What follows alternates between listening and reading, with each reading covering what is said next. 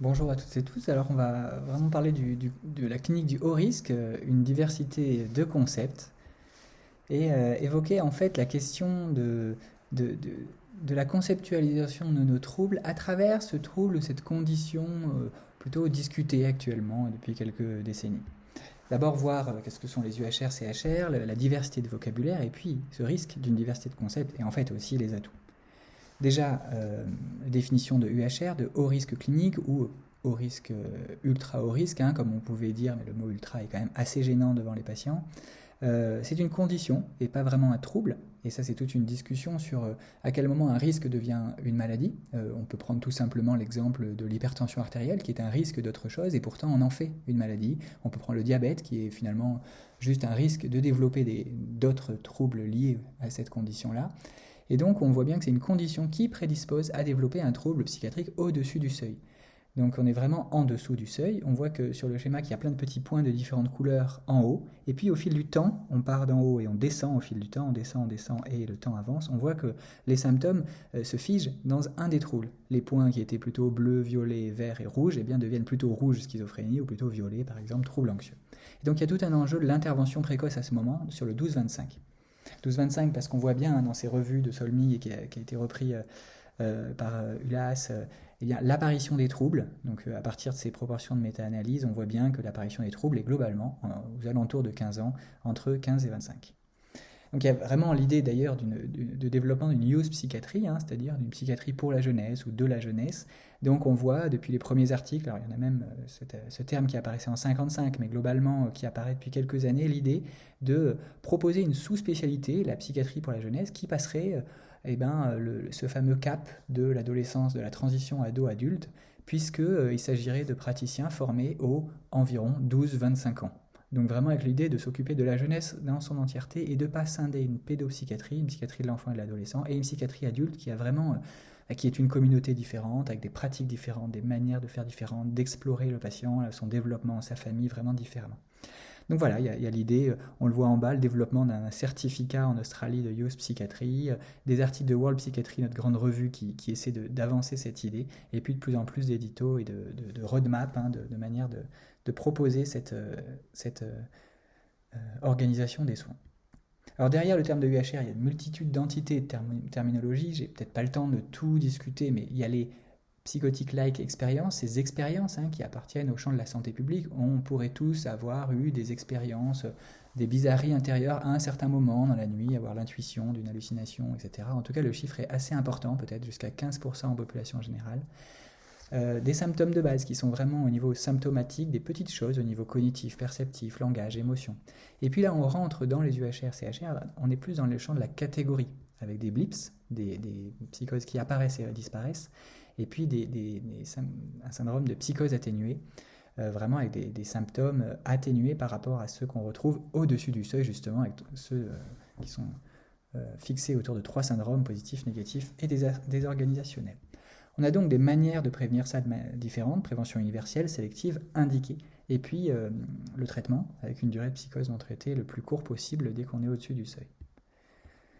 Alors quand on regarde plus précisément ces entités, donc les PLE on en a parlé, symptômes de base également, et puis les UHR ou CHR, on a en fait des sous-catégories. D'abord en fait, c'est syndrome dans le DSM, symptômes dans la littérature de psychose atténuée, des blips parce qu'ils durent moins d'une semaine, et puis des traits familiaux avec une détérioration fonctionnelle. Et puis on peut mesurer ça avec soit PQ16, soit PCA.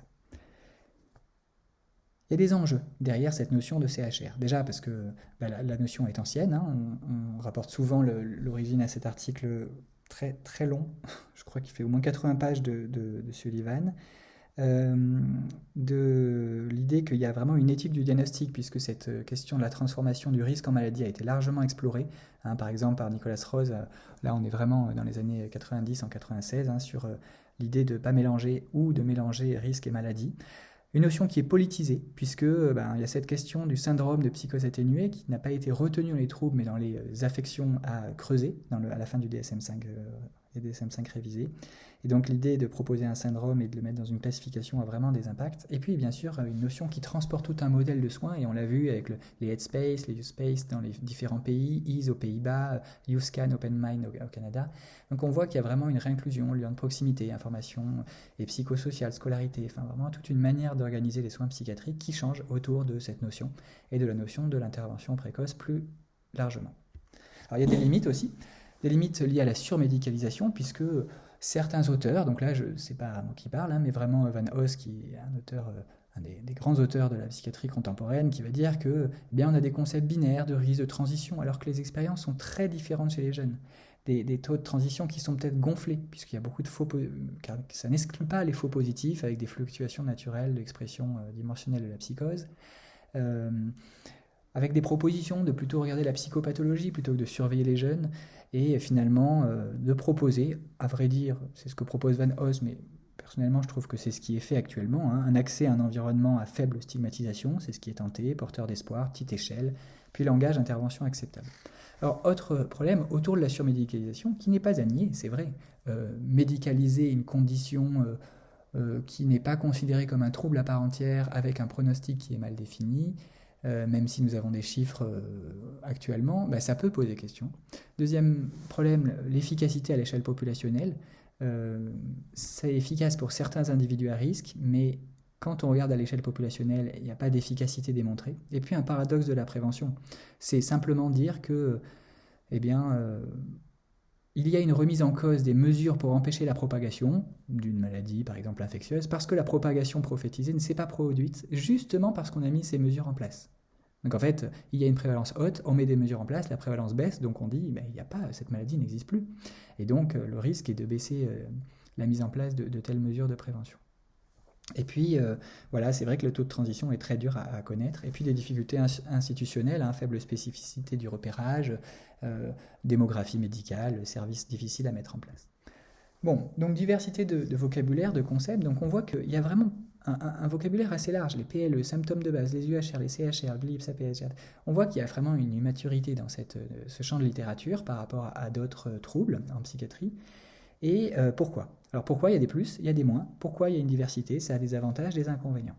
Déjà, une diversité de vocabulaire, ça veut dire une diversité de concepts. Et donc une diversité d'approches thérapeutiques, de manières de prodiguer du soin. Donc ça, c'est l'aspect positif. Quand on a plusieurs vocabulaires, c'est parce qu'on a un vocabulaire plus raffiné, et on a un vocabulaire plus raffiné qui apporte un raffinement des concepts. Donc c'est cette idée de l'hypothèse de Sapir-Whorf, qui est assez connue, et qui a d'ailleurs été infirmée avec les 50 nuances de blanc. C'est l'idée de dire que les Esquimaux auraient 50 nuances de blanc pour désigner la neige, donc ils auraient vraiment une vision raffinée de ce qu'est la neige. En fait, il y a une étude qui a essayé de rapporter ça. On s'aperçoit qu'il y a environ 50 nuances de blanc chez les scientifiques, et que en fait, les Esquimaux n'ont que, en tout cas, moins d'une dizaine, peut-être 4 ou 5 mots pour désigner les différents blancs de la neige. Donc bon, c'était une petite parenthèse, mais en tout cas, 50 nuances de concept veut dire 50 nuances de soins proposés éventuellement. Ça, c'est l'aspect positif. L'aspect négatif, c'est que on a une science immature, une instabilité des concepts psychiatriques. Donc j'ai mis ici la couverture de Thomas Kuhn. On a vraiment l'idée de paradigme qui peut être révolutionné quand la science est immature, et puis ensuite qui se stabilise.